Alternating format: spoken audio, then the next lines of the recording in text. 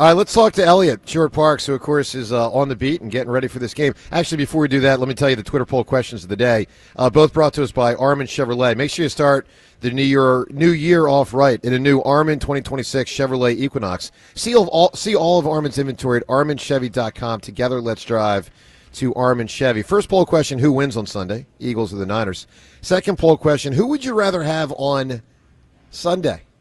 Saquon Barkley or Christian McCaffrey?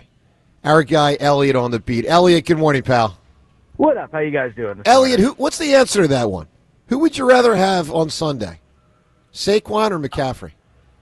So I think McCaffrey, he is a better receiving running back than Saquon is. Now, you could certainly get into on each team, right? I mean, the Eagles don't really throw it to their running backs. So I don't know how much value that would bring on the Eagles. But McCaffrey, although the Niners have not run it as well this year, I mean, he catches the ball, and that's really not something Saquon has done since he's gotten here. He was 75 yards short receiving of going 1,000 rushing and 1,000 receiving for the second time in his career. And Saquon was actually rooting for him to get that. Saquon's a huge fan of the backs. McCaffrey fan. Yeah, and I respected Saquon.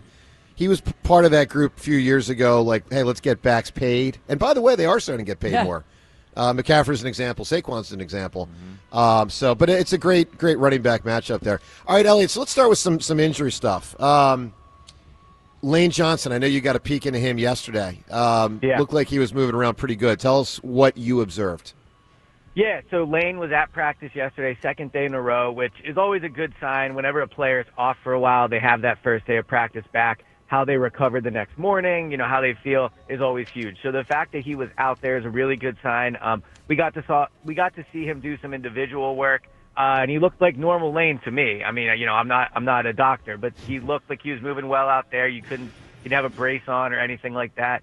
So he looked good. Nakobe was out there. Grant Calcaterra was out there. Brett Toth, who's still working his way through the concussion protocol, he was on the side, but I would guess he'll probably be ready for Sunday. So they seem like they'll be perfectly healthy. Landon Dickerson didn't practice, but that's pretty much like the schedule for him now. He's not been practicing on Thursday the past few weeks. So outside of Makuba, they're going to be going into this game with basically all 22 starters at this point. And Azeez Ojulari is a name that we haven't heard for a long time, but he is now going to be back. And do you think he'll be up for this game? No, so his IR time had come to an end. I think they're just having him practice. So in an event like, all the edges get hurt, and that really might what it might take to get him on the field. But if like 3 or 4 of the edges got hurt this weekend, they at least have had him practicing so that he could come up potentially later in the playoffs. Obviously, they need to advance. Okay. But I think it's more about just having him practice as an emergency plan just in case they need him. Jalen Carter being on the injury report with a hip was a little bit of a surprise for me. Is that anything to be worried about? No, I mean, I wouldn't say it's anything to be worried about. Easy for me to say his hip bothering him is nothing to worry about. But he'll play. He's fine. I don't think it's anything fans need to worry about. Eliot with us what right about now. the 49ers injury situation? We know that Trent Williams practiced yesterday in a limited capacity. Yeah. What about Pearsall? What about the other guys who were banged up? Yeah, so Trent Williams, as you mentioned, was back out on the practice field. They had a padded practice yesterday. He had the pads on, so it seems like he'll be good to go. Ricky Pearsall definitely seems more up in the air. He's dealing with a PCL injury that I believe he re-aggravated last week, so I think he's way more up in the air, and that's a big deal because the Niners don't have receivers as is. Like, they just don't have a great group of receivers. They really get guys open through scheming. They pass the ball well, right? So they're still a good passing offense, but the talent in that receiving core is not great. So whether or not Ricky plays will be big. When was the last time the Eagles practiced with pads on? Is that unusual for a team this late in the year to be doing that like the 49ers did? I can't.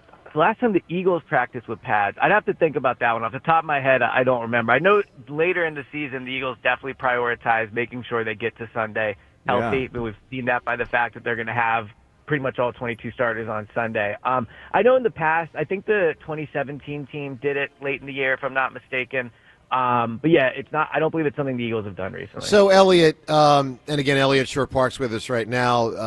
7:45 beat the Hammer. 8 o'clock, the ticket giveaway. Also 8 o'clock, Dick for Meals. So we got a lot coming up here. Eliot, here's my theory on Jalen and the running. Because we all know the Eagles are their best. Well, they haven't been near their best in anything offensively in a while, but they're better as an offense when he runs. My theory is he will still be pretty judicious. He'll run more, but not nearly as much as some people might hope for. Do you agree with that?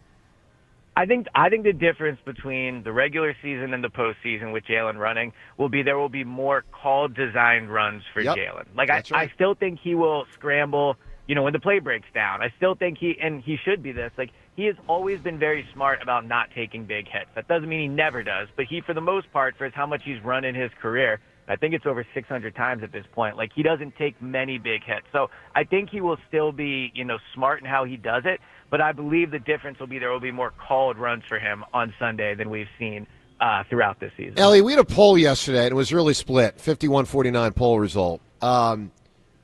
Who people expect to step up more and be better in the playoffs between AJ and Saquon, two players this year who haven't been as good as they had been in the past. Who would you put your money on more likely to shine in the playoffs between those two stars? I would put it on AJ. The running game has not really gotten going all year. And I had hoped that against Buffalo, a bad run defense, that they would be able to get something going there, and they really didn't. So, look, you can paint an argument for Saquon. He is going up against a really bad defensive line. He has a completely healthy offensive line. It looks like Lane's going to be back. But I'm at a point with the running game where I'll believe it when I see it. So I think AJ, meanwhile, they've passed the ball, I think, better this year than they've run it. We have seen Jalen step up in the playoffs and play at a higher level than he does in the regular season. And AJ can be a beneficiary of that. Now, the Niners do have a decent pass defense, but I think individually their talent is not great. I think AJ can win there. So, it should be Saquon, but I would probably go with AJ. Is the wind going to be enough of a factor that it'll affect the passing game like we saw earlier in the season for the Eagles?